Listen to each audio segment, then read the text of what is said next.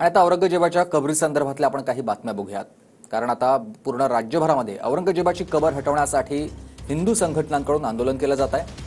पुण्यामध्ये आपण बघतोय व्हीपी आणि बजरंग दल यांचं हे आंदोलन सध्या सुरू झालंय, तर दुसऱ्या बाजूला कोल्हापूरमध्ये देखील बजरंग दलाचं हे आंदोलन सुरू असलेलं पाहायला मिळतंय। औरंगजेबाची प्रतिकात्मक कबर आणत कोल्हापूरमध्ये आंदोलन करण्यात आलेलं आहे।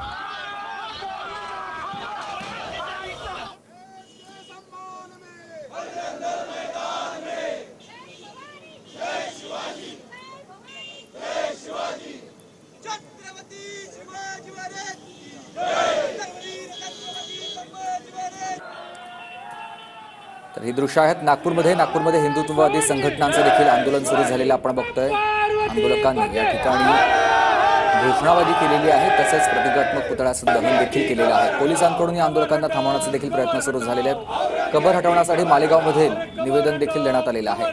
मालेगावमध्ये देखील हे आंदोलन सुरू आहे। या संघटनेने देखील जिल्हाधिकाऱ्यांना एक निवेदन दिलेलं आहे। तात्काळ औरंगजेबाची कबर हटवावी अशी मागणी या निवेदनाच्या माध्यमातून करण्यात आलेली आहे। संपूर्ण राज्यभरामध्ये हे आंदोलन सध्या केलं जात आहे। छत्रपती संभाजीनगर, नागपूर, मालेगाव, पुणे मागणीमध्ये औरंगजेबाचं उदात्तीकरण कसं होऊ शकतो? आपण रावण दहन करतो की नाही करत? काय हिंदू आहे ना तो रावण?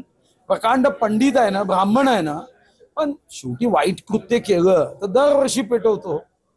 मग याची कबर जी मातीची आहे तेवढी ठेवावी, बाकी जी संगमरमर आहे, जसं मी अफजल खानाच्या कबरीचा आसपासचा परिसर साफ केला तेवढं साफ करावं आणि तिथं बोर्ड लावावा की छत्रपती संभाजी महाराजांना 40 दिवस ज्या औरंग्याने त्रास दिला त्या औरंग्याचं हे तळग